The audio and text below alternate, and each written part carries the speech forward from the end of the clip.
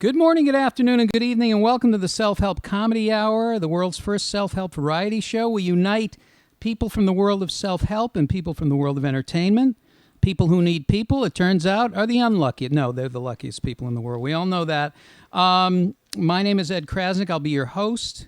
I'm very happy to be here because I have some old friends here, and I have some old insecurities here, and I'm going to welcome them in. And let's see. There's a lot. As I say, I have a lot of skills. As you know, I'm not very good at drawing. I am very good at withdrawing, however. So there's always something that you can do well. Let me see if I can explain kind of what's going on tonight. We're at the Cow's End Cafe. Wherever you're listening right now, I have to paint a picture for you. This is a block from the ocean. It literally is a block from the Pacific Ocean, a beautiful ocean. We're celebrity adjacent. And this is, there are couches in this room that are very comfortable, yet they're painted in a color that I can't really describe. It's sort of a burnt, orangey, reddish clay kind of a thing. It looks like you might, like if there was a waiting room in hell, this might be the place. But it's a very comfortable room, and it's a great coffee shop, and you have amazing people in the area. This is Marina Del Rey, California, bedroom community to the stars. One of them just walked in. I won't mention his name, but he's wearing a beautiful cologne that's very pungent. All right, so, but basically, this is the Self-Help Comedy Hour, and I always like to get it started with a little song, but let's get it started with a song. Now, this show is all going to fit together. It really is, because tonight we're going to talk about a little bit about college and a little bit about a place that I went to school called Syracuse University. And when I was a student at Syracuse, I listened to a certain kind of music, and this guy was one of the guys, and his name was Dan Fogelberg, and he had a song, and it's called Part of the Plan, and that is what you're about to hear listening to the show. Here's Dan Fogelberg.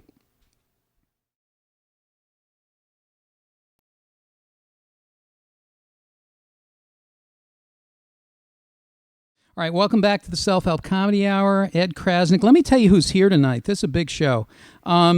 We have healers. There are healers among us. We have teachers, and it's so great to have a great acting teacher, an author, a singing teacher as well. She's just written a book called Guided by an Elephant. I'll never forget the title, and her name is Shari Carlson. Shari is here tonight. Give her a nice round of applause. All right. I feel like saying keep coming back. It works if you work it. But now, and I will. And also a woman who's done so many different kinds of healing and coaching, from guided meditation to neuro-linguistic programming to hypnosis to psychology to voice coaching, many different kinds of things, and fascinating person. Rebekah Vandenburg is here. Give her a nice round of applause. She's here. And a gentleman who is not a healer. No, a gentleman who, very funny, who has more shows going on right now than Time Warner Cable. He is a gentleman who has a podcast, a weekly podcast, also has a show on the Young Turks Network, and it's amazing. It's called Watching the News. I hope it's called Watching the News with Jimmy Dore and the Jimmy Dore podcast. Mr. Jimmy Dore is here, everybody. And we're about to break on through the other side. Look at that. Okay. I want to read the self-help shout-outs. We always do these emotional shout-outs, and today is no different. And we're going to ask in the room, we're going to welcome everybody in. We're the commitment-phobic people. Where are you? Raise your hands all the way. Where are my fear of intimacy friends? I always like to ask that. Please come closer. You're not comfortable in your own skin and pretty shut down. Hey, who isn't? Climb aboard. Welcome to the show. If you're not part of the solution, it's all my fault. Welcome. How many have used the term goddess without the word green in front of it? Hello. If you're beating yourself up about something internally, even now, welcome aboard. There's always a place for you here on the Self-Help Comedy Hour. We're talking chunky barley soup for the soul tonight, people. We're getting into the chunky barley tonight. And how many have read a self-help book that they think is the answer only to find out that there's a sequel coming out? All right. It's a secret. Tonight, there's no separation between anybody here, between anything, anybody breathing, living, even inanimate objects. Tonight, we're all one. Tonight, I'm a balding Jew, and you're a balding Jew. All right. Welcome. Okay. Now, I'm going to talk briefly. I'll try to go through this as quickly as possible. I went to school in Syracuse University, and somebody sent me last night a commencement speech that a gentleman, an author named George Saunders, had given this year to the graduating class of 2013. It's amazing, and I'll try to read it. I'm going to do it as quickly as I can, but it's really something. Here's George Saunders, with his permission, hopefully he won't sue me, reading a commencement speech to the graduating class of my alma mater, Syracuse University, 2013. Down through the ages, a traditional form has evolved for this type of speech, which is some old fart, his best years behind him, who over the course of his life has made a series of dreadful mistakes. That would be me. Gives heartfelt advice to a group of shining, energetic young people with all their best years ahead of them. That would be you. And I intend to respect that tradition. Now, one useful thing you can do with an old person, in addition to borrowing money from them or asking them to do one of their old-timey dances so you can watch while laughing, is ask, looking back, what do you regret? And they will tell you. Sometimes, as you know, they'll tell you even if you haven't asked. Sometimes, even when you specifically requested that they not tell you, they'll tell you. So, what do I regret? Being poor from time to time? Not really. Working terrible jobs like knuckle puller in a slaughterhouse? And don't even ask what that entails, by the way. No, I don't regret that. Skinny dipping in a river in Sumatra, a little buzzed and looking up and seeing like 300 monkeys sitting on a pipeline pooping down into the river in which I was swimming with my mouth open naked. No, I don't really regret that, and getting deathly ill afterwards and staying sick for the next 7 months. Not so much. Do I regret the occasional humiliation? Like once playing hockey in front of a big crowd, including this girl I really liked, and somehow managed while falling and emitting this weird whooping noise to score my own goal on my own goalie, while also sending the stick flying into the crowd, nearly hitting that girl? No, I don't even regret that. But here's something I do regret. In 7th grade, this new kid joined our class, and in the interest of confidentiality, her convocation speech name will be Ellen. Ellen was small, shy. She wore those blue cat's eye glasses that at the time only the old ladies wore. When nervous, what she would do is, what she was pretty much always nervous, she had the habit of taking a strand of her hair and putting it into her mouth and chewing on it. So she came to our school in our neighborhood and was mostly ignored, occasionally teased. Your hair tastes good? That sort of thing. I could see this hurt her. And I still remember the way she'd look after an insult, eyes cast down, a little gut kicked, as if having just been reminded of her place in things, she was trying as much as possible to disappear. After a while, she'd drift away, her hair strand still in her mouth, and at home I imagined after school her mother would say, "How was your day, sweetie?" And she'd say, "Oh, fine." And her mother would say, "Making any friends?" And she'd say, "Oh, sure, lots." Sometimes I'd see her hanging around alone in the front yard as if afraid to leave it, and then they moved. That was it. No tragedy, no big final hazing. One day she was there, the next day she wasn't. End of story. Now, why do I regret that? Why, 42 years later, am I still thinking about it? Relative to most of the other kids, I was actually pretty nice to her. I never said an unkind word. In fact, I sometimes even mildly defended her. But still, it bothers me. So here's something I know to be true. Although it's a little corny and I don't quite know what to do with it, what I regret most in my life are failures of kindness. Those moments when another human being was there in front of me, suffering, and I responded sensibly, reservedly, mildly. To look at it from the other end of the telescope, who in your life do you remember most fondly, with the most undeniable feelings of warmth? Those who were kindest to you, I bet. It's a little facile, maybe, and certainly hard to implement, but I'd say, as a goal in life, you could do worse than try to be kinder. Now the million-dollar question, what's our problem? Why aren't we kinder? Here's what I think. Each of us is born with a series of built-in confusions that are probably somehow Darwinian. They are, number one, we're central to the universe. That is, our own personal story is the main and most interesting story, the only story, really. Number two, we're separate from the universe. There's us and them out there, all that other junk. Dogs and swing sets and the state of Nebraska and low-hanging clouds and, other people. And three, we're permanent. Death is real. Okay, sure, for you, but not for me. Now, we really don't believe these things. Intellectually, we know better, but we believe them viscerally and live by them, and they cause us to prioritize our own needs over the needs of others, even though what we really want in our hearts is to be less selfish, more aware of what's actually happening in the present moment, more open and more loving. So, the second million-dollar question, how might we do this? How might we become more loving, more open, less selfish, more present, less delusional, etc.? Well, yeah, it's a good question. Unfortunately, I only have 3 minutes left. So let me just say this. There are ways. You already know because in your life there have been high kindness periods and low kindness periods. What inclined you toward the former and away from the latter. Education's good. Immersing ourselves in a work of art is good. Prayer is good. Meditation's good. A frank talk with a dear friend. This is all good. Establishing ourselves in some kind of spiritual tradition, recognizing that there have been countless really smart people before us who have asked the same questions and left behind answers for us. Because kindness, as it turns out, is hard. It starts out all rainbows and puppy dogs and expands to include, everything. One thing in our favor, some of this becoming kinder happens naturally with age.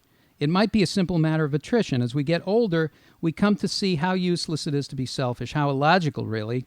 We come to love other people and thereby, counter-instructed in our own centrality, we get our butts kicked by real life and people come to our defense and help us, and we learn that we're not separate and don't want to be.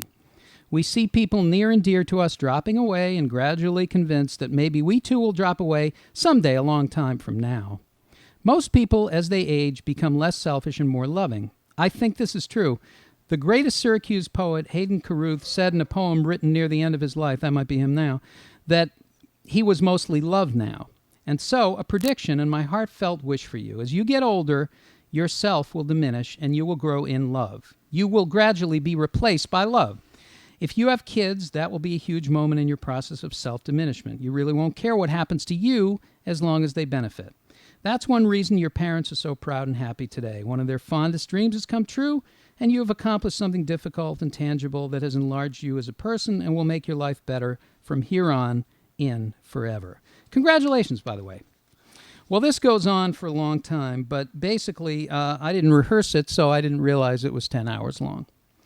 That said, I will close with this. Do the things that incline you toward the big questions and avoid the things that would reduce you and make you trivial. The luminous part of you that exists beyond personality, your soul, if you will, is as bright and shining as anything that's ever been. Bright as Shakespeare's, bright as Gandhi's, bright as Mother Teresa's. Clear away everything that keeps you separate from this secret, luminous place.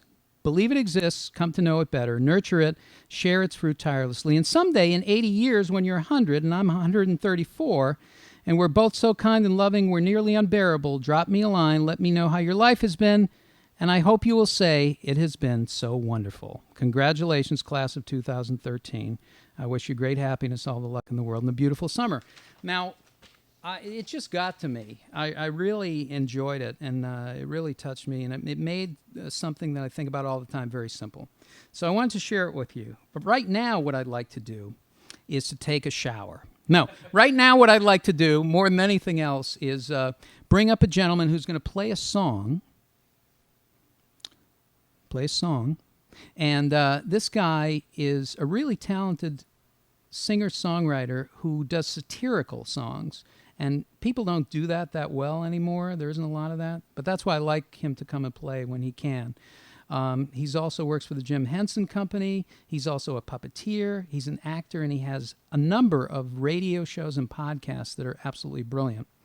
Give a nice round of applause to Mr. Grant Pachoco. You can slide over. Thank you, Ed. Grant, thank you for coming, and thank you for my weathering the heat.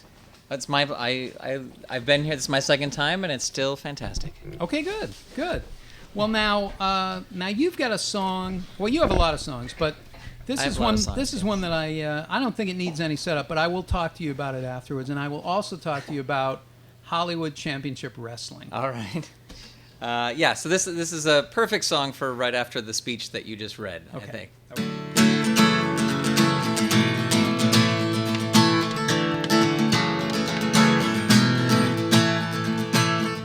Go down to the grocery store and I walk right in and throw the food on the floor, and the store manager comes up to me and he says, "I'm sorry, son, you're gonna have to leave." And I said, "Screw you, Mr. Store Manager. Screw you. Screw you, Mr. Store Manager. You can't tell me what I can and can't do."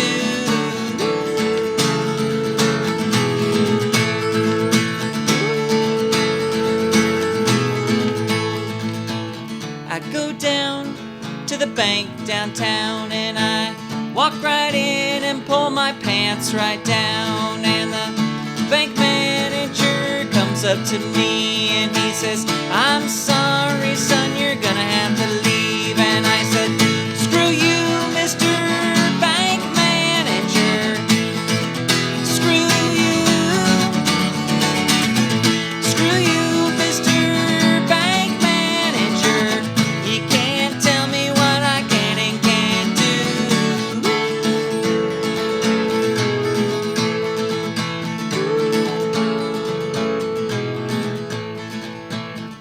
Late at night, I get out of bed and I go stand right next to my roommate's head, and he opens his eyes and he looks up at me and he says, "Get away from me, you sicko freak." And I said, "Screw you, Mr. My roommate. Screw you. Screw you, Mr. My roommate. You can't tell me what I can and can't do."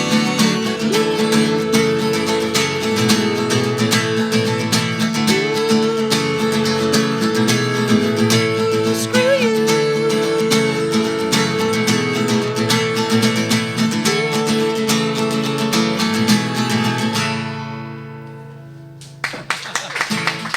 Screw you. Screw you. Thank you, Grant. You're Thank welcome. you very much, Grant Pachoco. I love that song. And does that come from a real place, or was that like a made-up song? No, this is pretty much a made-up song. But you know what's funny about this song now is it's one of my favorites to play, but I will always pull it out if I'm having a show where just the audience is a little off or whatever, and I'll launch into that song. So it makes me feel better. You can put it into that. Whatever emotions you have, you can put in that song. Yeah. Now you're an interesting guy. You do so many unusual things, and you have an old soul. That must be it, because you do like a lot of radio. You did the Adventures of Dr. Floyd. Yep. And now a new one. Yes, I have a new podcast. It's called Saturday Morning Theater, and it's sort of an anthology show of just all different types of old time radio shows. But it's family friendly, so kids can listen with their parents. And not this weekend, but next weekend, I have a new one starting called The Tales of Deputy Guppy, which is an underwater western. So it's a traditional western, but they're all fish. That's fantastic. Yeah. The Western is a great thing that has gone by, and now to bring it back, but underwater, I think, is the way to do it. Yeah. I don't know why. That's fantastic. Anything underwater is good. Yeah. Look at SpongeBob. So we're listening for that. We can hear that on iTunes? Yeah, you can search Saturday Morning Theater on iTunes. Saturday Morning Theater on iTunes. Yeah. Dr. Floyd, you can still find Yes, on iTunes? we're still rerunning episodes of Dr. Floyd. Yeah. And you do puppet improv. I do with the Jim Henson Company, yeah, a show called Puppet Up. And it's like Whose Line Is It Anyway, live on stage, but with puppets. So you can either, we have these big screens where you can watch the puppets, or you can watch us and see how we do all the puppeteering. It's a lot of fun. Fantastic. And that's pretty much enough in one person's life, I think. And you were at school. You were a teacher at a time. I was a substitute teacher. Yeah. Well, you would be the best. You would be the best substitute teacher in the world. It was a lot of fun. Yeah. Did you play music? I do. Yeah. And actually, I've started doing this summer. I started doing library shows for kids, and it's doing songs that I've written when I was a substitute teacher. That's great. You wouldn't play that song. Yeah, that's my opener. No, I wouldn't play that. No. That would be perfect. A lot of songs about cows and cheese and things like that. So. And Hollywood Championship Wrestling. Yes, Championship Wrestling from Hollywood. From Hollywood. Give me a little thumbnail of what that is. It's on weekly nationwide. Actually, it's on weekly here on KDOC in Los Angeles, but then on MAV TV nationwide. And we just had a taping on Sunday, and our next taping is August 25th at the Ocean View Pavilion, which is out near Oxnard.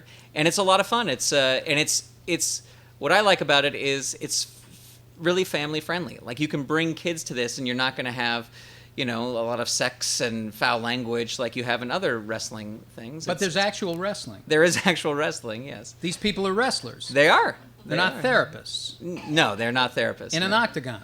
No. Well, and so what do you do? Well, I do the ringside interviews. So after somebody has a match, I'll get them down out of the ring and ask them, what's this is going on. And actually, the last taping, I got attacked by a guy because I asked him a question he did not want to be asked. What was the question? He just, this girl, this other woman involved, she's a valet. She kind of left him. She was his valet, and she left him. And I said, I got to get your thoughts on Shelly Martinez leaving you. This guy's name is Todd Chandler. And he went nuts. He grabbed me and started shaking me and throwing me around. And it's like 7 or 8 refs had to come out and pry him off of me. Now, it wasn't part of the script. I asked him a question, and he flew off the handle of that. So people would wrestle with their emotions. There could be, you might have a character called the enabler. You might have the guilt tripper. You might have somebody. You might have the procrastinator. The backpedaler. Yeah. Backpedaler. Yeah. That's me. Fantastic. I got to come and see that. Please do. August 25th is our next one. So all right. Come check it out. HollywoodWrestling.com. Thank you so much for being here. My pleasure. So Thank appreciate you so it. Grandpa much, Choco, everybody. All Come right, on. Playing some music. Coming in. All right, now, is Jimmy here? Yes, you are. Why am I yelling? There's no need to yell. What's that? I can't hear you. Exactly. Now, this gentleman... Can I come over, or are you going to introduce me? Let me introduce you. Let me make it a whole big thing. Okay. Isn't this a great thing? Wouldn't it be great if people actually did this in clubs and they say, do you want me to come out now? And it'd be like, yeah, I think, but why don't you wait a minute? Let me just say something. Are you going to say the other thing? This guy hosts, I think you host 3,000 shows. He is the Art and Linkletter of 2013. He hosts more shows than I've ever seen. And you're a great host. He's a great host and a great comedian. He had a great special on Comedy Central. 2 specials. Thank you, Jimmy. Citizen Jimmy, and on the Young Turks Network, Watching the News with Jimmy Dore, and the Jimmy Dore podcast. Get up here, Jimmy Dore.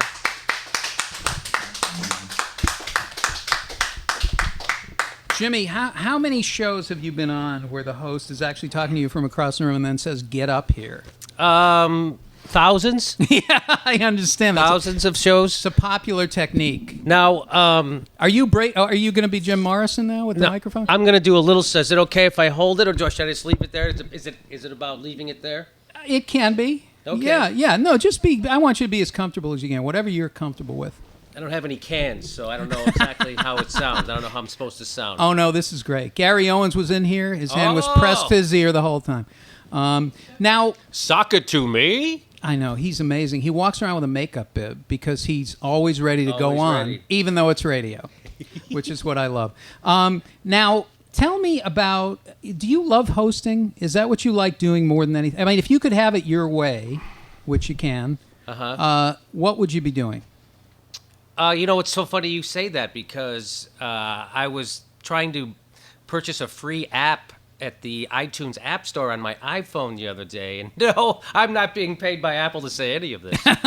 Yeah. And so of course, my password didn't work. Try again. Password never fucking works. I'm sorry. Can you swear? Yeah, you can. And so I had to do the thing where I'm going to reset it. And one of the security questions, I go, I'll do the security questions this time because I never did. I always skip that stuff. I hate the security questions. And the one question was, a couple of your, what's your pet's name, your dad's middle name, what is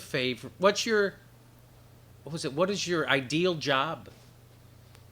And I was sitting in my backyard with my dog on my lap, just trying to figure this thing out, and without even thinking about it, just went comedian. Just without even thinking about it. And I was like, wow, 20 years in, maybe I made the right decision, And it made me feel good about it. So you say dream job. I'm like, I guess I'm doing my dream job. And my life has exceeded my dreams, actually, many times over. Yet I still manage to be miserable most of the time. And nobody does it better, by the way. Thank you very much. Nobody does it better than you. Now, how did you get Daniel Tosh to do your sound? See, now isn't that interesting? It is Daniel Tosh. Actually, this guy, Justin, is amazing. He's really a director. I'm just saying he looks a little like Daniel Tosh. If I knew the I don't know any references post-Petticoat Junction. Do you get that? People don't tell you you look like Daniel? That's the first time, really? Wow, okay. Who do I look like? It's certainly a compliment. No, it is a compliment. Everybody you look like is dead. That's true. So... That is true. No, that's true. Because when I watch the movie The Sixth Sense, Bruce Willis actually comes out of the screen and says, "You too." Yes. And that goes back in. Yeah. So that would be my dream job. I like hosting. I would like to know what it feels like to be able to sell out a theater, like George Carlin. Right. I would like to know what that feels like. And I would like to do that for the rest of my life, because then you don't have to answer to anybody unless you don't pay your taxes. Then you have to do a 10-10-921 commercial. And that's right. But other than that, it's a pretty good life. That would be my dream job. That's your dream. But I mean, so live performing. Yeah. A stand-up comedy is your dream job. There's nothing better than... Is there anything better than that? Well, I'll tell you when it's going well. When it's going well. No, really isn't when it's going well, but I'll tell you what is a great thing to Even do. Sex isn't better. And if you don't believe it, have sex with me, and then you'll believe it. Okay. Well, I'm saying not good. I'm saying it won't be good. It's not a good thing? Will not be good. You're married for how long? We've been together for 13 years. We got married 3 years ago. It's actually our anniversary yesterday. You were together 13, and then decided... we were together 10, and then we got married. Now we've been together 13 total. Married 3 of those 13 years. So why the 10? Why was the 10? We were busy. People kept inviting us to parties, and we couldn't free up a weekend, and that's really what it was. We weren't in a race to have children, and and consequently now we don't have anybody to bury us, right? That's not good. That's why you have kids in the first place. Why would you put up with that shit? Of course, that's why you have kids. So now we're going to actually adopt. We're going to adopt someone to bury us. Are you really? Is that part of the? Should they? Now, do you audition them in some way? How would you audition someone? Well, here's the thing. I'm me, Ed. I'm no good with the technology. No. And my pet peeve has always been, why can't I just ask a tech guy how to do something and then they tell me how to do it? But they won't do that. They have to tell you every way to do something, and then you have to figure out, well, should I do it the first way he said it, or the third way, or the sixth? And they'll always go, oh, there's one more way you could do it if you really want. You could go in the back.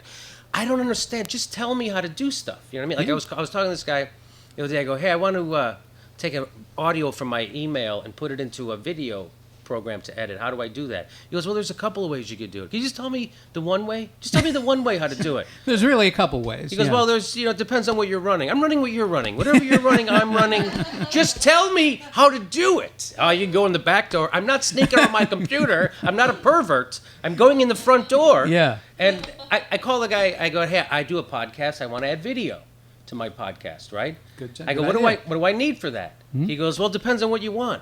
I want to add video to my podcast. Why won't you tell me? Anyway, so getting back to the kid thing. So now we're gonna adopt a kid. Fantastic. And my wife is upset and you can fill out. You can actually request the kind of kid that you want. They'll let you write it down. What? Okay.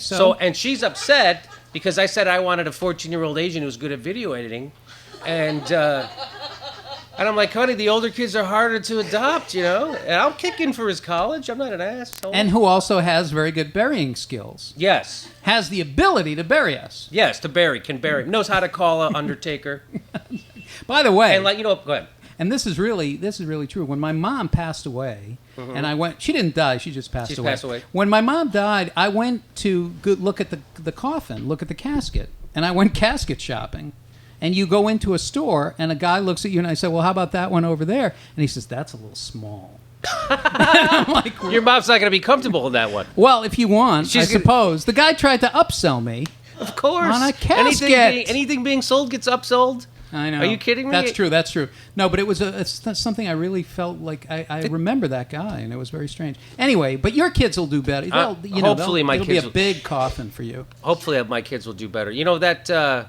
So now, do you have some questions to ask me? Because I noticed when you were reading that thing that you got a little emotional about the kindness part. You know why? No, because you were. Because I'm about to kill myself. No, I got emotional because I think I got stuff going on, and I don't have any room for it. No, okay. That's the problem. Now, what about you? Well, you got to shut it down. Live like a fucking dry drunk. Be a man.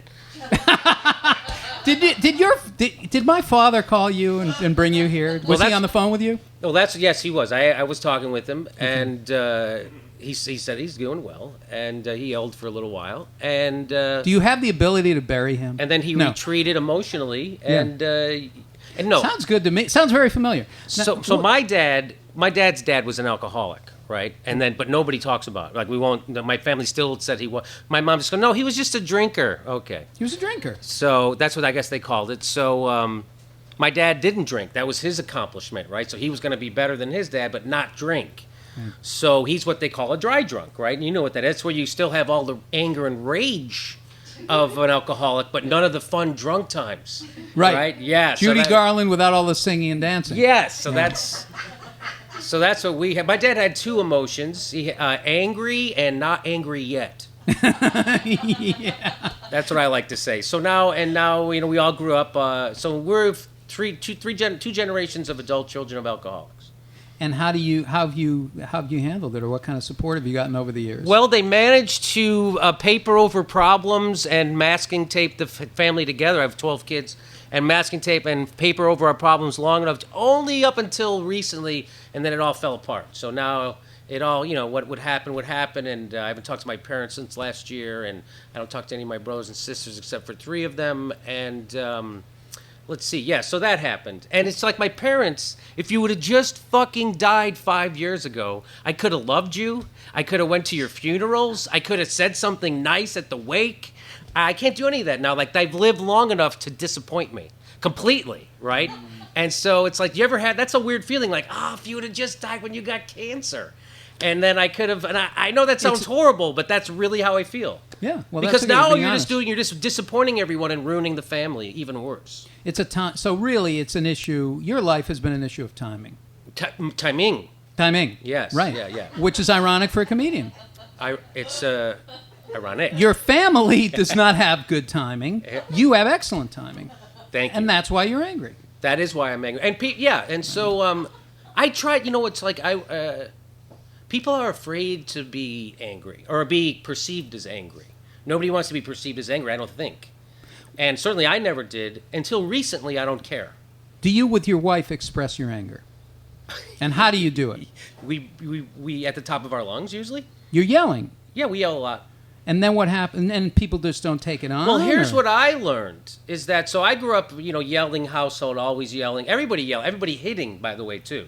So hitting, I'd go to school, they'd beat the shit out of us at school. I'd go to the park to play, they'd beat the shit out of me at the park. I'd come home, my parents beat the shit out of us. I'd go to church, the priest would beat the shit out of us after church. This is true. So they beat the shit. You're getting the shit beaten out of me everywhere I went all the time. And that's what I say. People who don't grow up poor don't realize poor people beat the fucking shit out of each other all the time.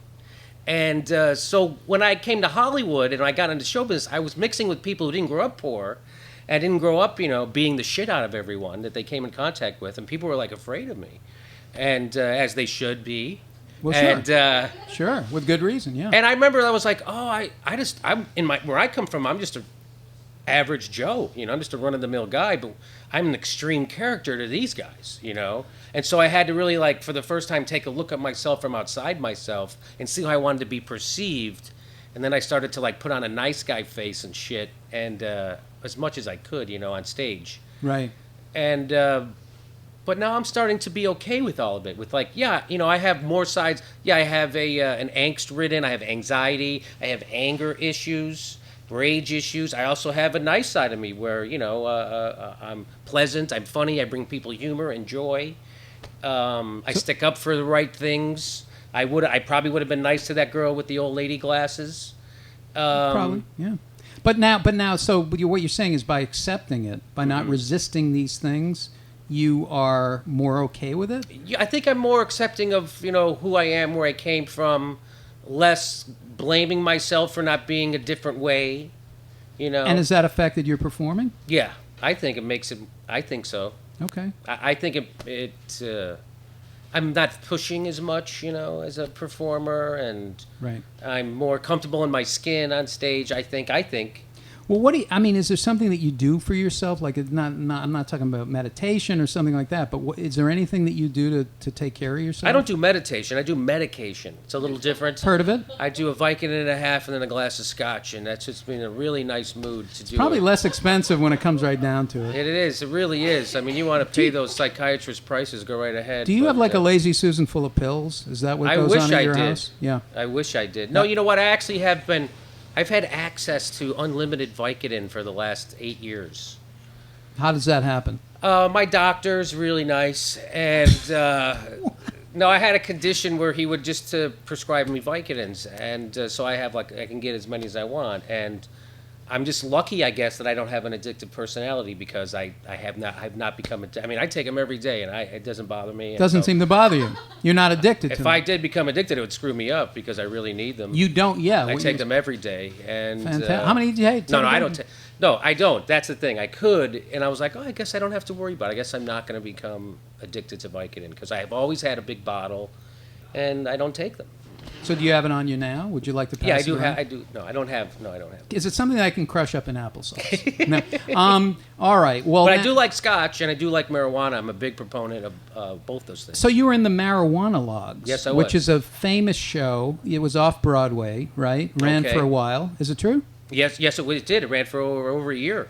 And off Broadway, that's a pretty big accomplishment. And I feel like I'm bragging not on my own behalf because I didn't create it. I was cast and I wrote a little bit for it. But and it was created by Arj Barker, Tony Kameen, and Doug Benson. And Doug Benson, yeah. And then the way I kind of got in is Doug Benson got popular, and he sold a TV show, and he couldn't tour with them, and so they asked me to do it, and it was great. It was a big break, big opportunity for me. I enjoyed the hell of it. But you are somebody you've gotten high in your life quite a bit. All the time, every day, and that's not kidding. Every day. Every day I get high, yes. And what does it bring you? Peace, serenity, inspiration, joy. Why is that good? Better sex. Okay. And the downside is I'll let you know when I find it.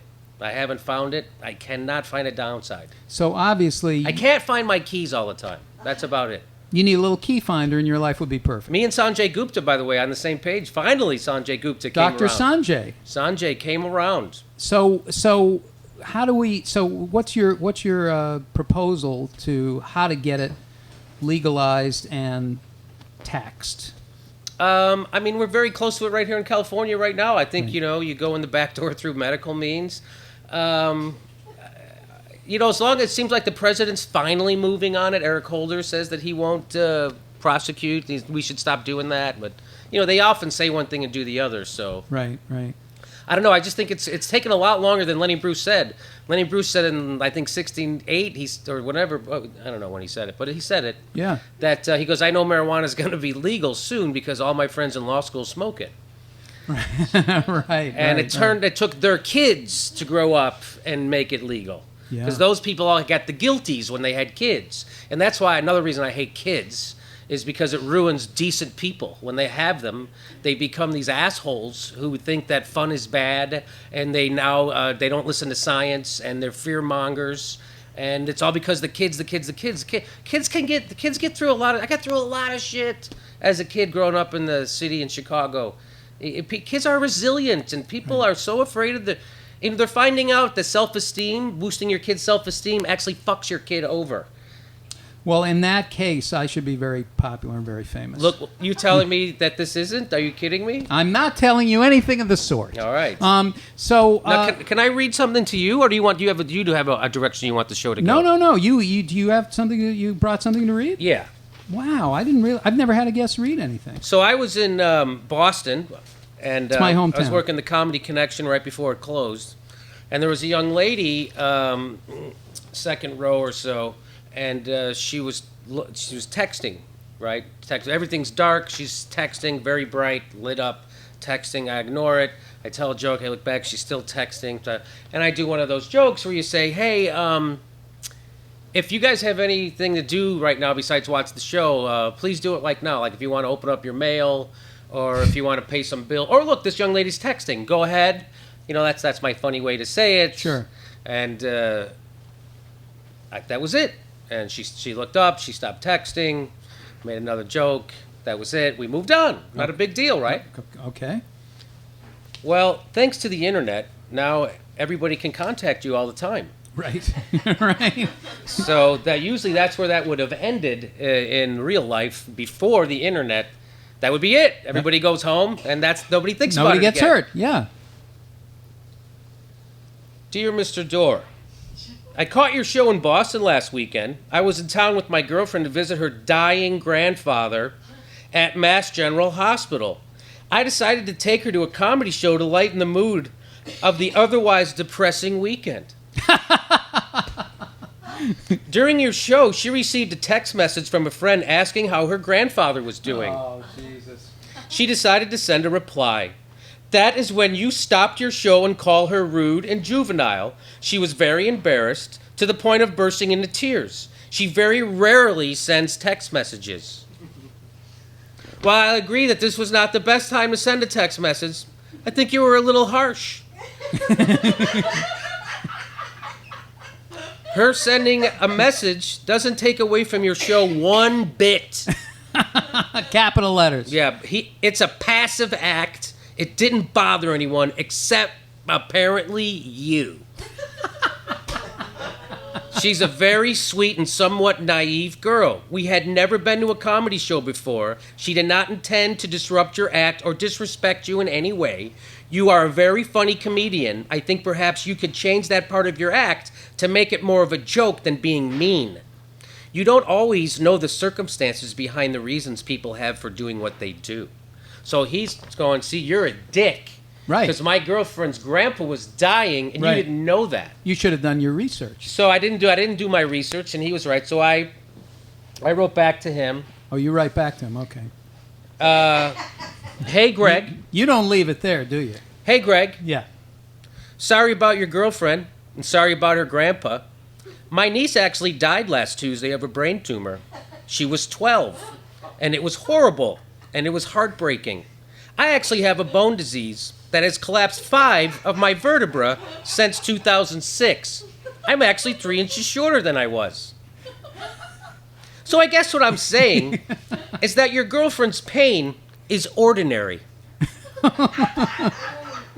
And texting during a show is extremely distracting and rude. It was distracting to the people sitting behind her, beside her, and oh yeah, it was distracting to me, the performer, doing a show 5 feet from her fucking head. No cell phone use at live performances, no matter what the circumstances, and no matter what the rude person doing the inappropriate behavior thinks. That would be you and your girlfriend. In case you didn't get the memo, when you're at a live performance, they make an announcement that says, so you don't disrupt the performers or the audience members seated around you, we ask that you please turn off your cell phones and pagers. That doesn't come with a disclaimer of, unless you have someone sick in your family and you almost never send a text regularly, and only if you are so self-involved and unaware that you think holding your illuminated phone at eye level for minutes at a time and texting for what seems like forever is not distracting, then you can go ahead and text.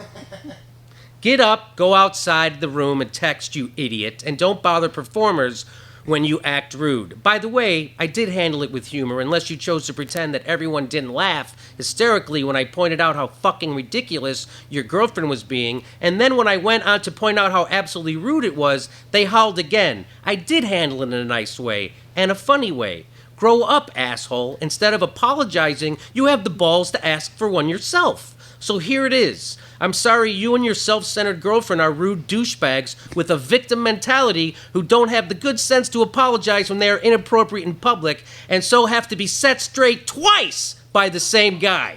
You should go home tonight and slap your parents. They did a shit job of raising you. Please stay out of comedy clubs. That's fantastic, Jimmy.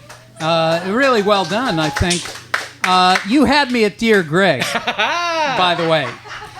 So to me, you can also be not nice, but do a nice thing. I think I was doing a nice thing on behalf of comedy. Yes? And I was giving that guy a slap in the face his fucking father should have given him many, many years ago. But he didn't, and now he's a douchebag, an entitled douchebag, who doesn't understand how the world works. Right. And I just let him know that the world doesn't give a shit about you. Because the world has real fucking problems, you Right. dick face. Well, that's really good. Now the anger stuff, that's all in check now. I got it in check now. Yeah. You handled the anger perfectly. That's fantastic. Now, let me ask you something. What part of So you... I have no problem being like I can be angry at the drop of a dime. Oh, here's the thing about my wife. So I can be angry, and then just like a comedian, like it's over. And then I'm having a drink, or I'm talking to the people. I'll read the oh look, Chris Matthews is saying something on MSNBC. It's over. It's out of me. It's out of me. If it's in me, it's out of me. But my wife doesn't work that way.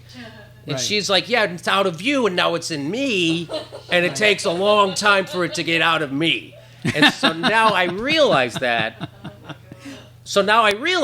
Yeah. So now it makes me, so now I kind of have another person. So now I only yell if she yells first. And then I say, see, you did it. You started it. Now. So there are rules to it now. We're getting much better as we get older. The problem was, to me, I would just leave. I would never get into an argument with a girl. I would just leave and go get another girlfriend. Okay. Well, the problem was I really liked this girl. I love her.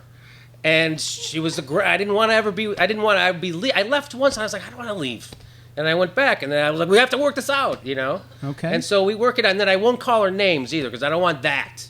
You know what I mean? So there are rules to it. Yeah, you're fighting fair. Well, the first whatever. time we got in a big fight, Yeah. I was leaving. I was going to leave, right? I did leave. And as I'm walking out the door, she's standing right by the door. And I go, you know, sometimes you can be a big jerk.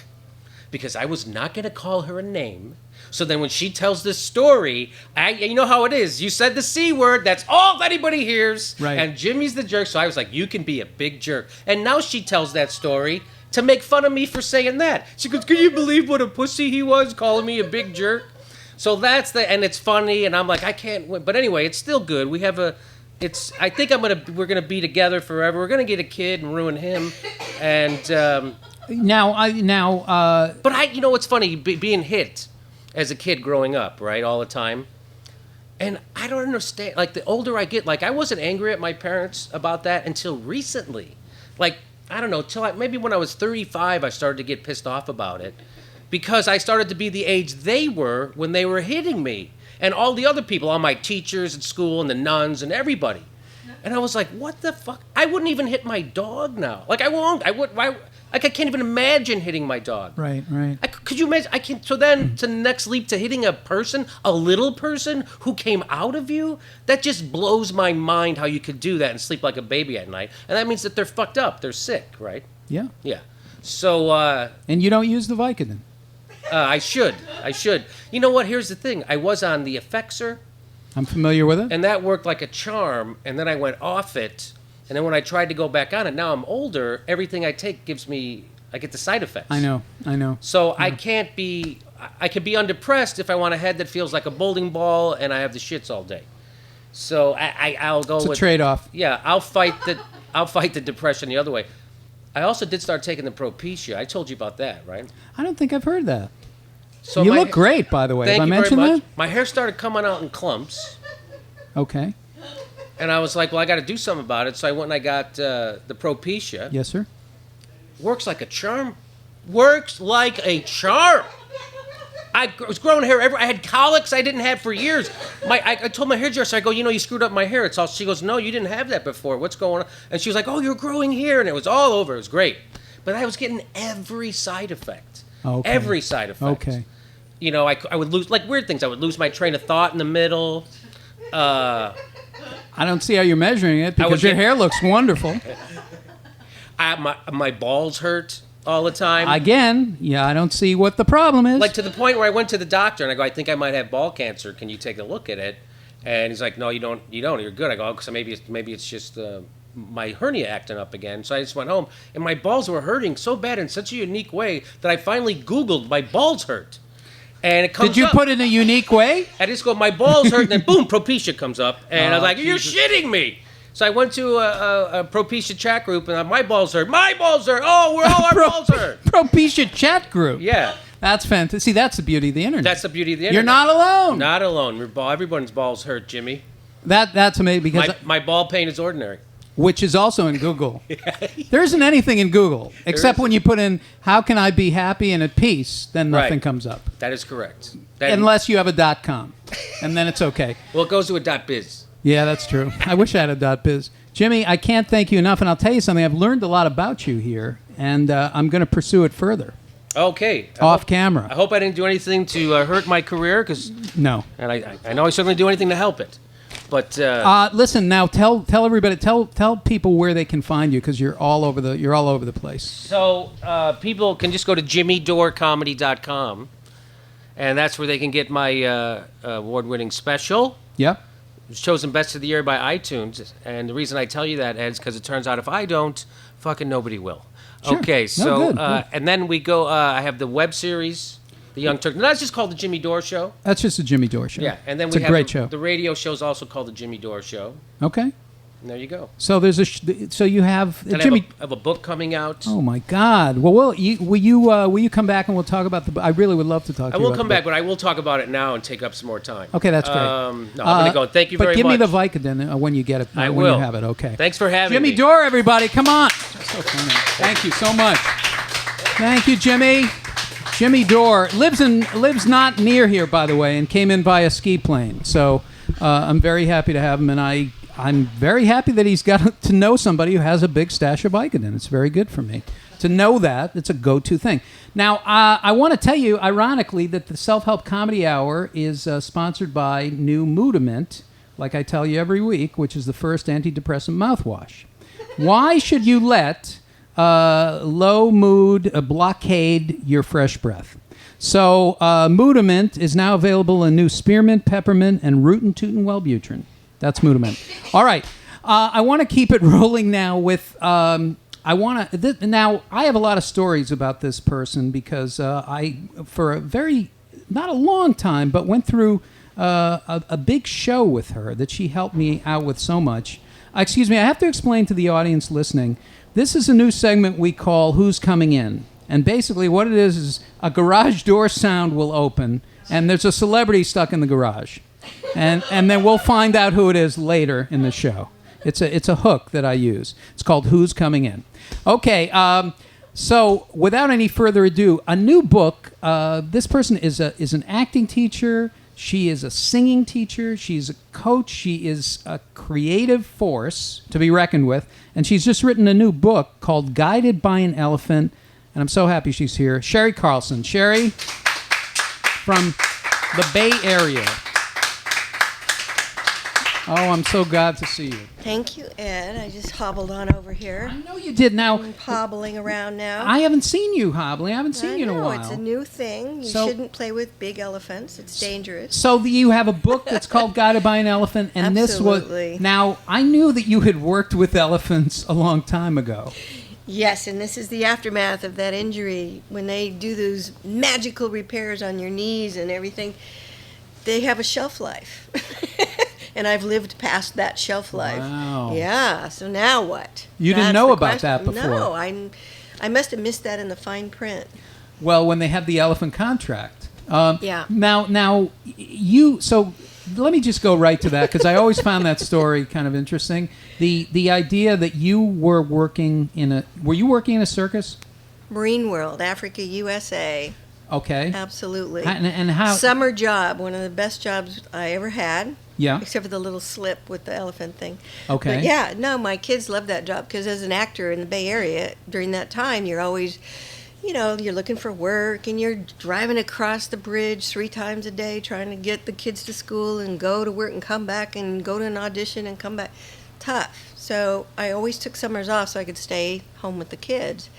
And this summer I needed some money and the kids could go with me to work. So they went to Marine World every day. It was awesome. They loved it. They said it's the best summer they ever had. So they'd go and play, and everybody knew them in Marine World.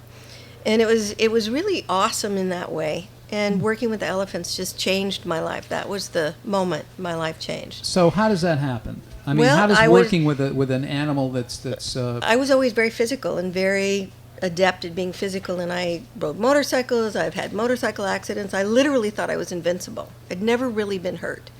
Crashed several motorcycles, did all kinds of things, right? Yeah. But I could always, I never hardly went to the doctor. So on the July 4th show, 1986, note the date, I was doing a stunt and I got hurt. And one of the stunts with the elephant was where there's the big tub you've seen them stand on, they put their feet on. Right. So I would run up and lay down on the tub and put my knee up, and the elephant ran up and picked me up by my left knee in the air, and then she stepped up on the tub, and then I would let go and hang upside down by my left knee. Then she'd walk around and the audience would clap, and then I'd just like do an upside down sit up, get up and grab the harness, and then she would let go of my knee and I would drop to the ground. and rehearse Ta-da. this and never had a problem. Oh, we never had a problem. I did it all the shows, 3 shows a day. This one show that day, as she was walking around, I started to slip out of her mouth. And elephants have crushing block teeth, so they don't, poke you, but she's holding me, and she knew it. Margie knew that I was going to fall, and if I fell, I would die, because it's 20 feet down to straight cement. So she tightened her grip, which saved my life, but it snapped my ACL right then and there, just snapped my knee. So it hurt, but I'm like, it's okay, I've been hurt before. So I do my thing, I grab the harness, she lets go of my knee, and I drop to the ground, and I'm like, oh, I need to be a really good actress right now. This is terrible. So I just held my leg up and did my ta-da, and I finished the show. The funny thing was, and this is where, your childhood, issues come up. The next day, I come hobbling in. My knee is the size of an elephant, and we can't really do the show that way. So I said, well, let's try my right knee. Bad mothering, right? The show must go on. The show must go on. So we tried it. We tried it with my right knee, but it kind of hurt, But wait a minute. My now, left knee doesn't work. left knee doesn't work, but we don't go to get that taken care of. No. It took me a year. You have a snapped ACL Yeah. and you don't take care of it for a year. I don't know. You walk around in pain? I'm so strong. Yes, I was in pain. I used to hide my crutches in the bushes while I would go in and audition and then come out and pick them up. Or I'd go in to audition with a guy, and I'm like, can I lean on your arm? And it took me a year. And I finally went, you know what? I don't think this is going to, fix itself. Slow on the uptake. Similarly, right? I'm in the same position again. The ACL is not held. Okay. It's causing all kinds of problems. I got my little crutches hidden in the bushes. And Wow. on we go, right? On we go. So It taught me a lot. This is when I became a teacher and a coach. Up until that point, I was acting, and it was at a time in my life where I still had to make money. I had 3 small children at home. I'm a single mother. So this is when I became a coach, because my acting teacher kept asking me to teach. And the saying, those who can do, those who can't teach. And I'm like, no, I'm an actor. I'm going to be an actor. But you know what? The writer's strike came, and then the SAG strike followed, and I had no money, and I couldn't walk. And I'm like, okay. And I was just brilliant at it, Ed. yeah. I was brilliant at coaching. Well, you are brilliant at it. I'm brilliant at it, so I've just been doing that. Yeah. And loving it. I love every day. Every day is a holiday. Every day is brilliant. It's so fun. Wow. I just finished my LA class. I have some of my fabulous actors here, Denise Prieto, Dan Belzer, Sean Alexander Bart. They've all come to support me in my new book, and it's just a trip. Well, I'm not surprised. I mean, you are an amazing teacher. I've seen you do amazing things with I remember people. you being there. Yeah. You were absolutely stunning in that show that we did way back then for Glide Memorial Church. Oh, we did that benefit. Right. You were up there it was just awesome. It was I so awesome. appreciated your talent then. Oh God! And here we are. And here we are. My God, it is amazing. But what's interesting to me is now. So when you're dealing with actors, and you're coaching them, how much of it do you sense, like the spirit of what needs to happen? All of and it. how difficult All of is it for you to get out of the way of it? Well, that's the brilliant thing, is it's really not me. I just have to stay out of the way. My personality and can't teach anything or coach anything. And besides, I'm an actor. But if you can step aside, there's this inspired part of us that can just, you listen to it and you do everything it says and it gets louder. My still small voice is loud and annoying, and it just keeps telling me what to do, where to go, Does it do that when you're not teaching? Yes. Do you listen to it when you're not I teaching? have to. 100% honest, truthful, every single step of the way. One time I'm driving back to my studio in San Francisco, and my loud, annoying, small voice says, turn right. And I'm like, fuck, I just want to go home. So I turn right, because I'm going to do everything it says. So then I go a block, and it says, turn right. I'm like, fine. So I turn right. And then I go another block, and it says, turn right. And I'm like, is this just funny, right? You're just goofing with me to see if I'm going to obey. So we get up, and it says, turn right again. And I'm, of course, going the exact same direction I was going before. But I just went around the block. And I'm parked on a hill. Now there's a big truck in front of me, right? Office Depot truck. And I'm sitting there, and it starts to pull up. You know how hard it is on a hill with the clutches. Sure. And the back gate opens, and out falls 2 great big crates. And the truck just kept going. And I'm like, okay, I'm not stupid. I can get out, and I can put it in my car. I got it. Drove home, and it was full of paper and binders. I used that stuff for 3 years. Listen to that loud, annoying voice. It pays off. Wow. It really pays off. And so, oh my God, that's so funny. But you really do. You really Everything, do. Every day. This is why I'm here today. Amazing. You listen. Wow. This time I listened actually to Dan. Dan said, you should email Ed, get a quote on. Yeah. I really was thinking about you, and it was so funny that it works that way, doesn't it? It does work that way, if you listen. If you listen. Yeah. Now, how did that inform you writing this book? How did that My voice intuition, inform you actually, I was a writing little this slow. It's taken me 5 years to write this book because Okay. I'm not a writer. I did not consider myself a writer at the time. I had tried to write scripts. They sucked. They were terrible. I knew they were terrible. They were terrible. And yet my intuition said, write the book. And I just said, ugh. So many, many, many false starts, a lot of deleting. And it's mostly to have that title. I don't have many titles, and I like that title, author. Thanks for using that. Yeah. I liked it. I wanted it. And it will help what we're doing. It will help us. Good. So It'll help the studio. It'll help us stay, doing what we're doing. It'll help us keep going. And we have a lot of things that we're doing that's important. I've spent the last 15 years with, I don't know if you know Nick Scoggin, but we have developed I do. the Essential Compass course. And that course we teach now, and it's a process that helps you access your own intuition. So I've replaced me. I have a little process you can learn simply that just replaces me. A little tool that you can all learn. So we have a website, essentialcompass.com, and there you go. Fantastic. Teaching it up in San Francisco September 7th, and bringing it back to Burbank, we think November 16th. So and does it's that awesome. so is that an acting class? Is that a singing class? It's That's a life class. It's a process that you learn this amazing tool that we developed, that you learn it once and you can use it every day. Great. Avoid all those very expensive therapy charges. Now you tell me. Exactly. That's fantastic. It's really about great. You have to know yourself as an actor, as a performer, as a singer. You do. You have to know how to support yourself, how to be your own best parent, and this tool helps you do that. Wow. It's very cool. I love that. That's You would great. love it. And you use it in your class. We all use it. Everybody uses it. Everybody in my studio uses this little tool, and it helps them guide themselves, chart their own course. And do you ever have fear? Do you get afraid? Does that happen with you anymore? I think it was something that I had to learn, because I don't know that I was in touch with myself enough to be afraid. I had no fear. That's why I would do odd things. Yeah, sure. The way I learned to ride a motorcycle. My uncle had a 650 Bonneville Triumph, that beautiful blue color, and I said, I want to ride your bike. And he goes, okay, here, and he walked away. So no fear. And I'd bring it home, and I'd say, it keeps falling over. And he goes, what do you mean? He goes, well, when I turn a corner, it just falls over. And he goes, well, aren't you going a little fast? And I go, I don't know. So he gets on the back of the bike, and he goes, let's see what's wrong. So we go down the street as fast as I can make the thing go, and he yells in my ear, stop. And I go, how do you do that? Yeah, I didn't know where the brakes were.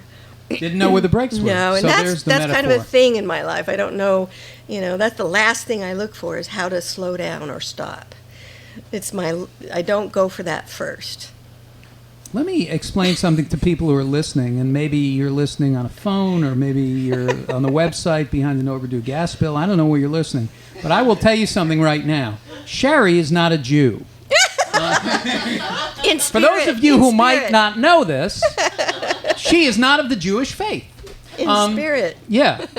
I believe in everything, Ed. Well, sure. I believe in absolutely everything. Sure. It's all true. Wow, it is all true.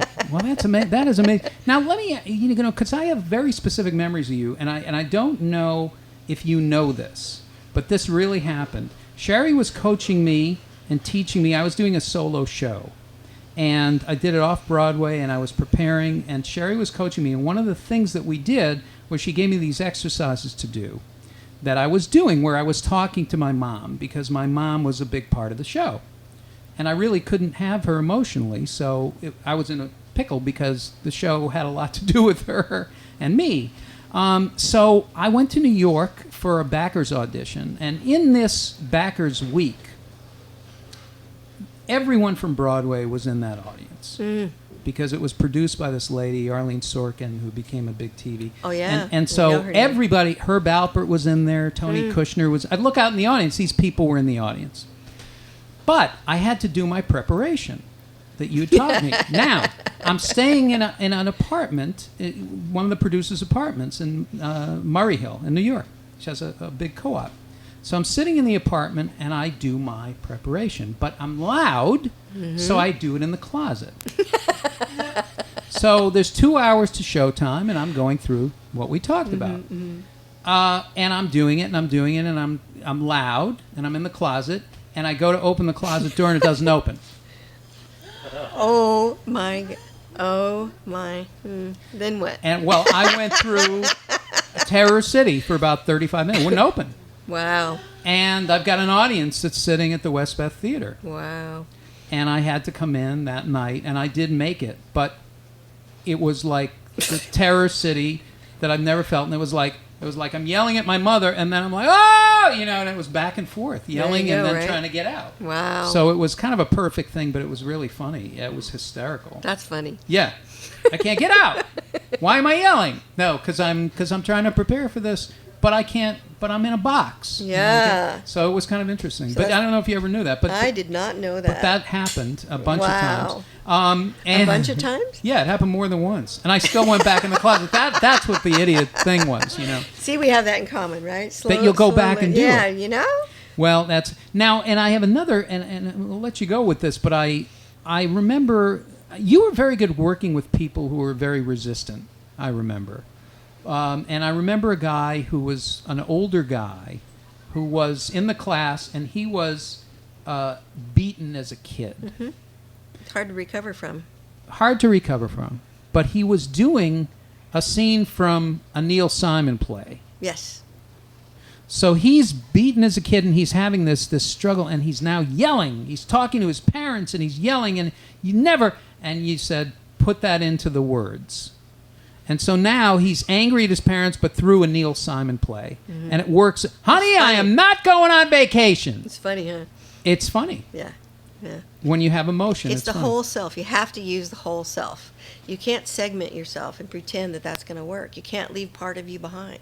You can't leave that little boy in the closet. You got to bring it all. You got to bring it out into that moment and have the guts to use it all in, both feet on the stage. You got to be there. That's how it works. But then you coach people and you support people to do that, so they have that experience. Mm-hmm. Exactly. And then once you have the experience, you can recall it. Yeah. That's pretty good. That's a good place to stop. Thank you. All right. Thanks, for Shari. having me. So good to see you. Thank you. Thank you. Shari Carlson, everybody. Wow.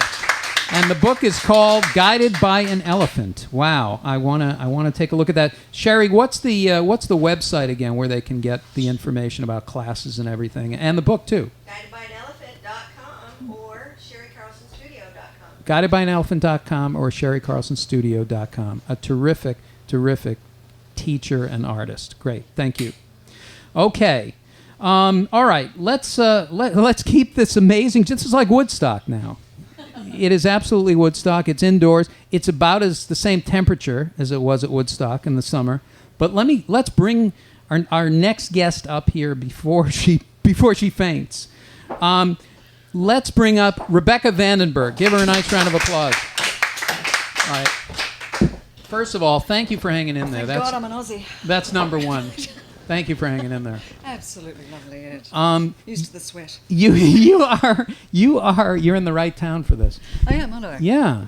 You have a great voice and that's no accident because you were a voice coach. Yes, my mother, God bless her, was an opera singer, and I grew up in outback Australia, and she was about 4'11", and she married a Dutch immigrant, and it was Irish Catholic, tiny little town, right? And she said, "There's no way that my children are speaking with an Aussie accent," right? So everybody went off to speech and drama classes, right? Nobody was allowed to, speak with a twang, because heaven forbid anyone would pick us as an Aussie. Wow. Right? A lot of pressure as a kid. She was so embarrassing, totally embarrassing. She'd wear long dresses down to the ground and she would sing Puccini down the main street, you know what I mean? And it's like, really, Mum? Really? Yes.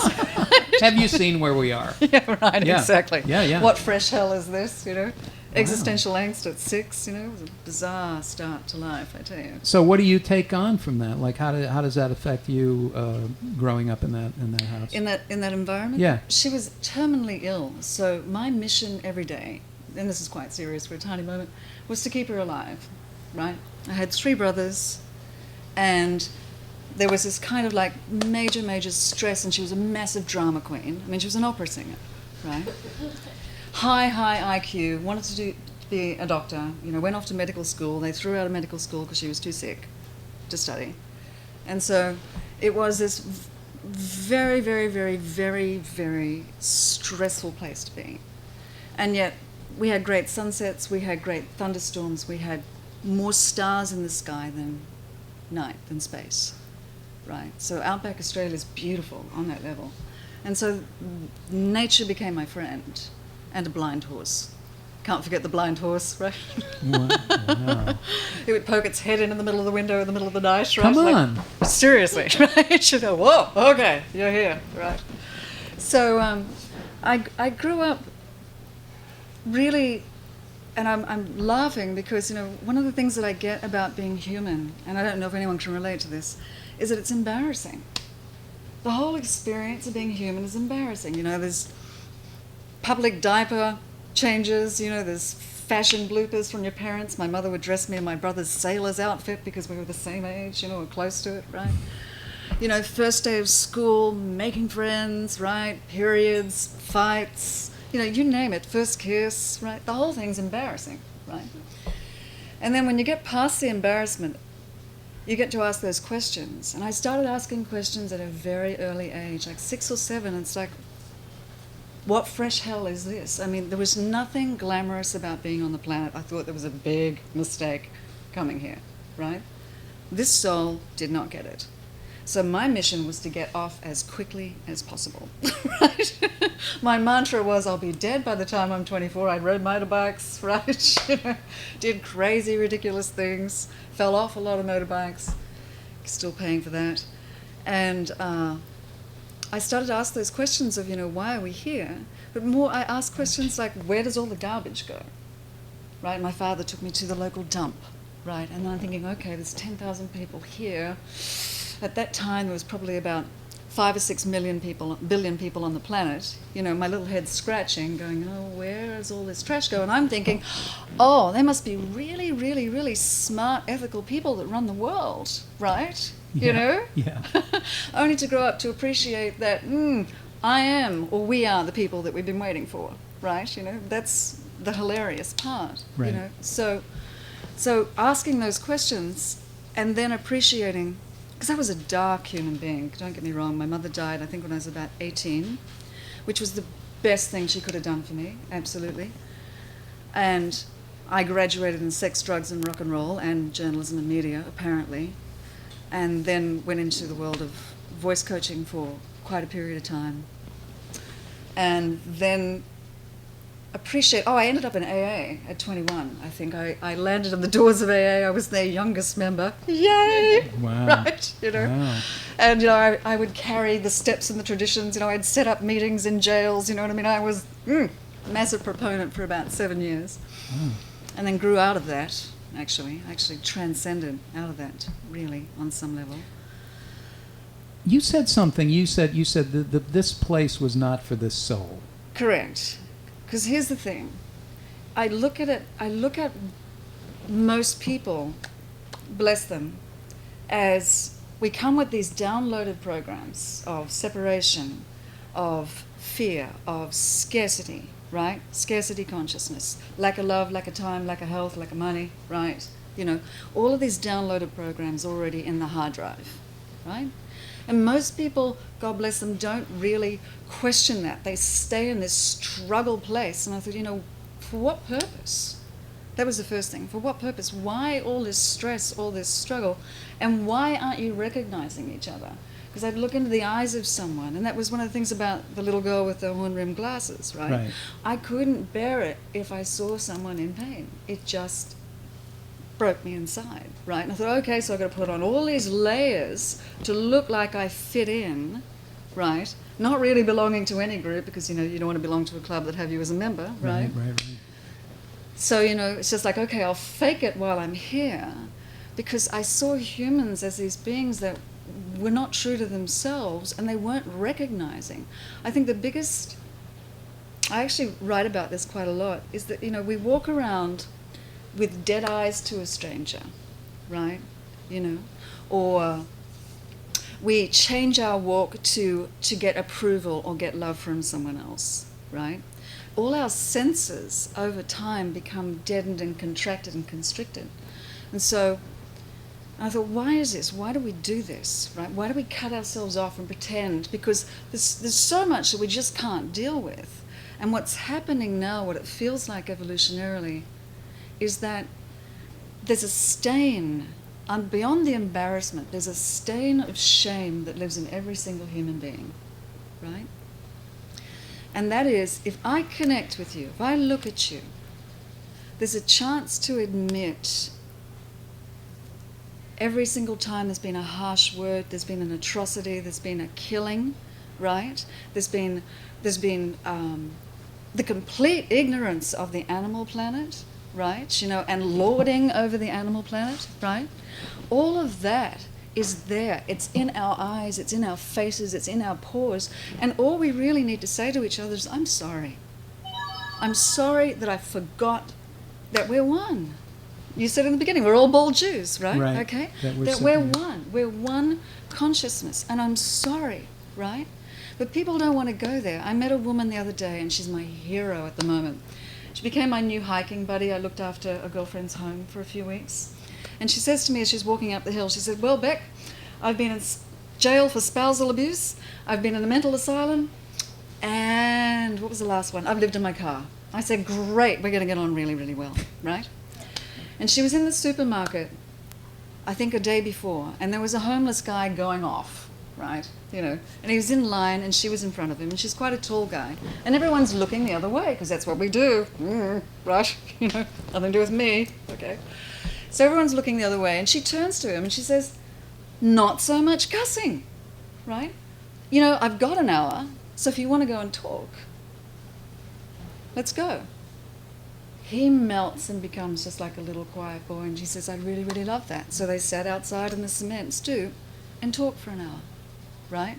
This same woman, I sit in the car with her, we've had our hike, and she's just bleeding energy, you know what I mean? She's bleeding pain, right? And she's just talking about her shame. It's like, okay, get it out. What's your shame? And I'm sitting there in this kind of naked, open-hearted place, you know, and I'm just locked onto these beautiful blue eyes of her.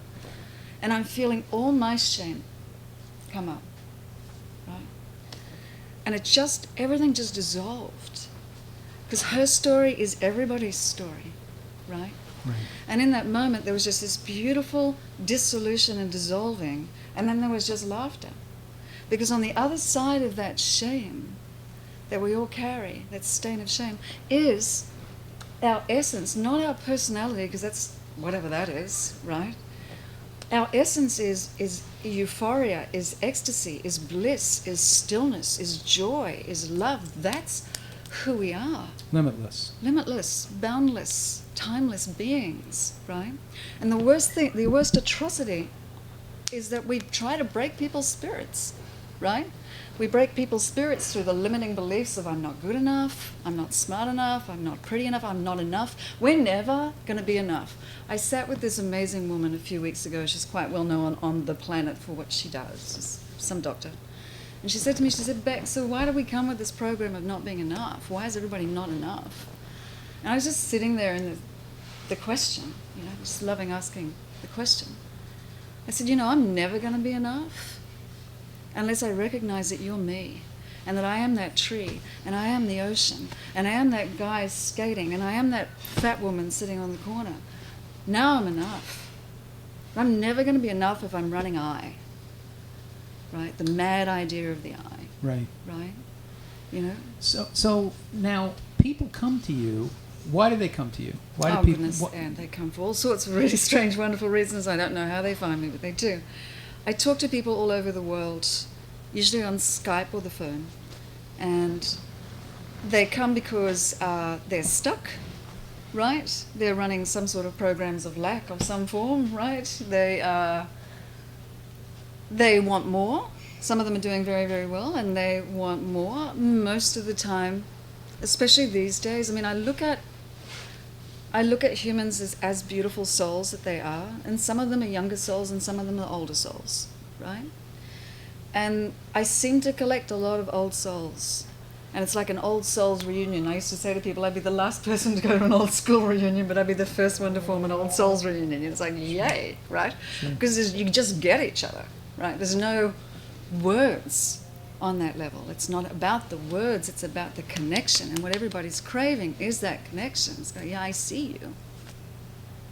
Right? And so when people come to see you, you have things that you do where you listen and you support and you help people to connect with that part of themselves. Connect with their essence. With their essence. Connect with their indigenous soul, nature self. You know what I mean? To connect to their spirit and go, yay. Right? Do you have to slow everything down to do that? How do you get people to listen in and to tune in to that?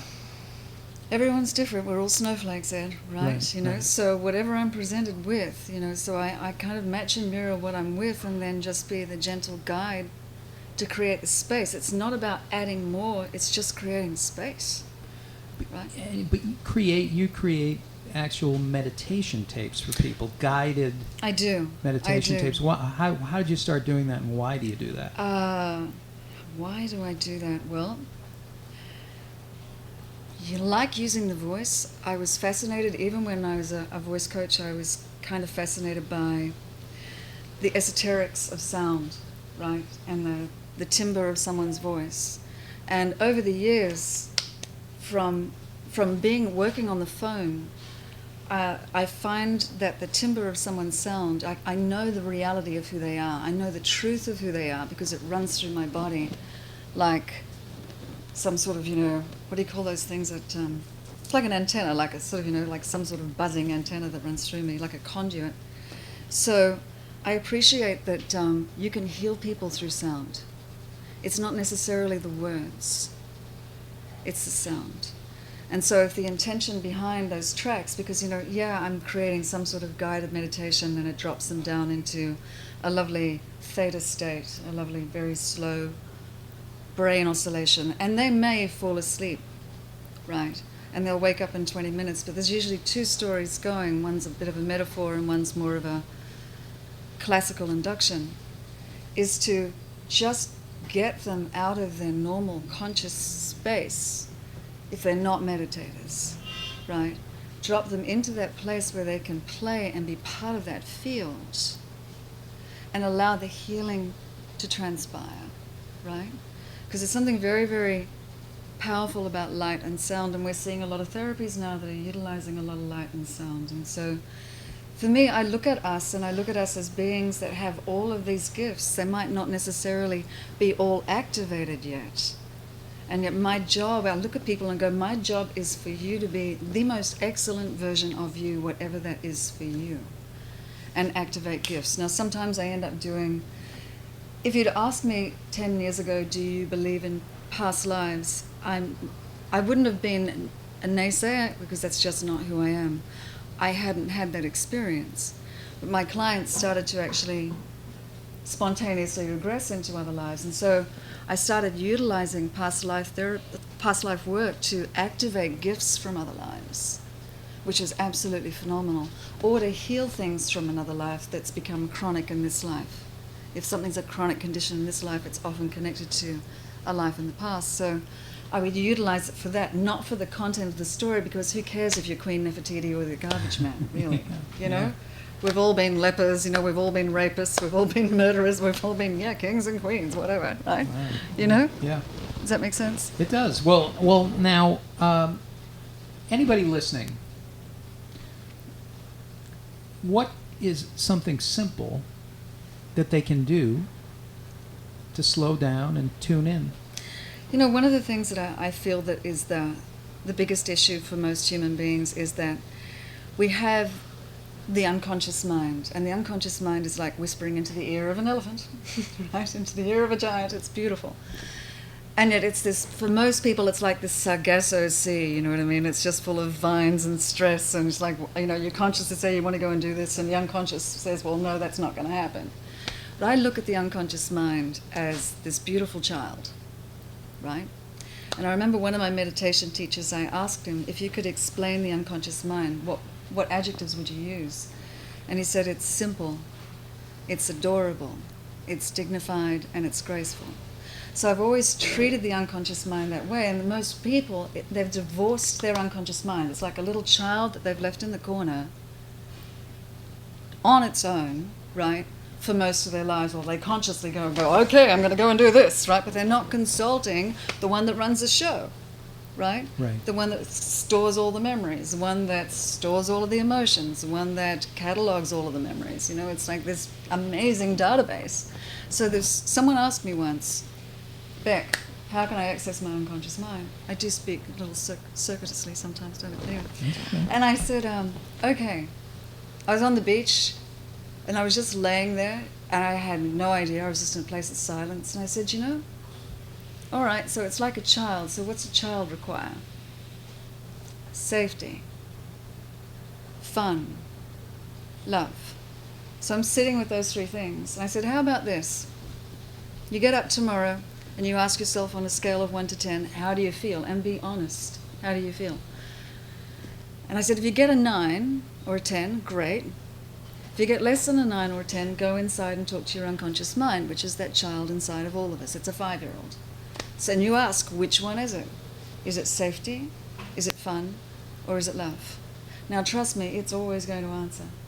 It might answer 1, it might answer 2. Now safety for us as adults is different from when we're little, right? Safety for me, if I'm getting that anxious feeling, it's like, well, okay, what haven't I done? What emails haven't I returned? What phone calls? What paperwork haven't I done? Big one for me, right? Mm-hmm. And so I make an agreement right then and there. I promise X by times Y. I promise that I will get all my paperwork done by Thursday, 4 o'clock. Instantly, the unconscious so wants to trust you. It's an instant calm that comes through the body. Now, just like you promise a child that you're going to take it to Disneyland on Thursday, 4 o'clock, you better do it. You better deliver. Right. Right? Otherwise, all hell's going to break loose. Now, fun isn't with others, it's fun for us. Right? So I look at most adults and I ask them, what's fun for you? And they get that, right? It's like, make a date with yourself that is fun for you, that's self-initiated, self-maintained, and keep it. Right? If it's love, it's not love from out there, even though most people are the sheeple and they're looking for approval and security rather than giving themselves their own attention, right? If we give ourselves our own attention and turn around and love this in whatever form that is, whether it's looking in the mirror, I love you, so simple, or I love, one of my favorites is visualizing everybody that I'm working with on the planet, even though I don't see them, on my mind stage, and people that I haven't met yet, and my friends and my family. And I send everybody love. Now we're all connected. So as soon as I'm sending love, over the next few hours I'm getting emails from people I haven't heard of for ages, people from Australia, hey Beck, it's time to connect, just thinking of you today, right? And meanwhile, every action has an equal and opposite reaction, I'm full of love, right? So that's one of the easiest, most elegant, most simple processes to keep us on track, rather than, okay, I'm floating and I'm anxious and I'm stressed. It's like, well, just check in with the child, check in with the unconscious, so that you start to have that intimacy, to fill that void, that rapport, right? Say it again. Say the 3 words again. Safety, Mm-hmm. fun, love. Okay. Okay. That's something I can take with me. That's Yeah. for sure. Because Cool, it's Em. all those things every day, every minute, every time. So easy. Yeah. It's so simple. Yeah. Breathing? Breathing, do a lot Good of breathing. thing? Yes, breathing. No, highly Okay. overrated, right? Okay to do? No. Yeah, if I was in a class, I would have failed the class. In the breathing? worst breather in the Really? world. Yeah, the worst. Ah. The worst. Ah. But it's always accessible to you, isn't it?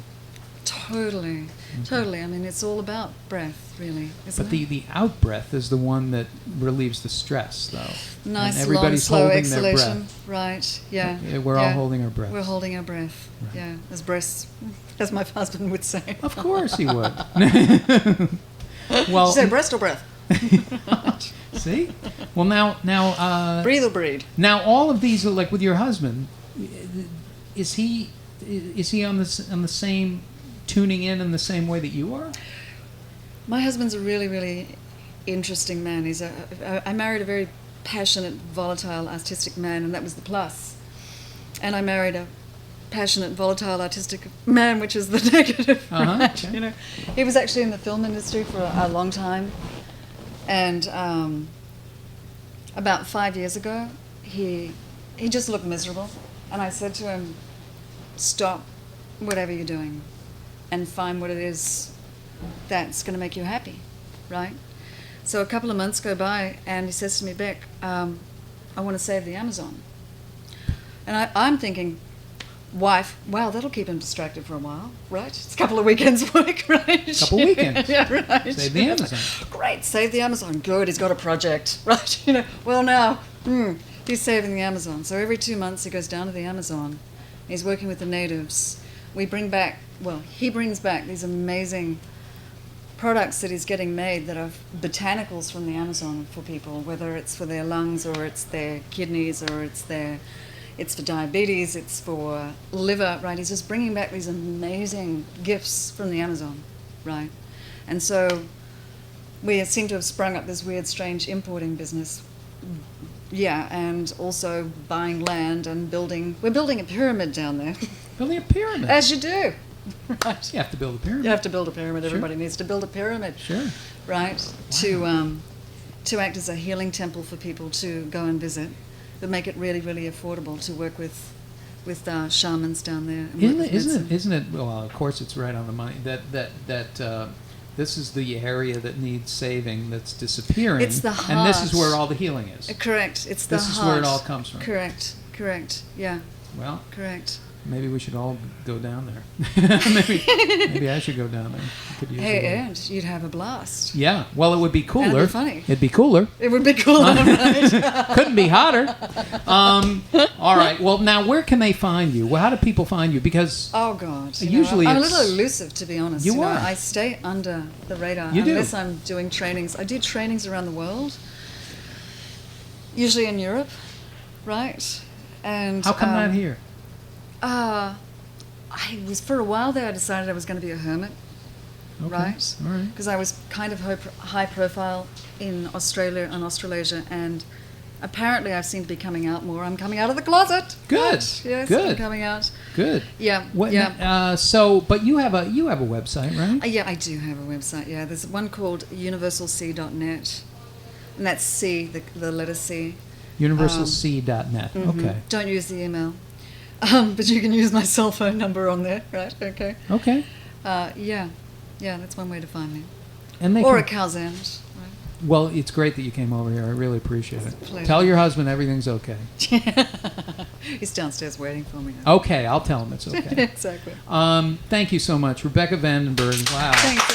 Very nice to have you. Thank you.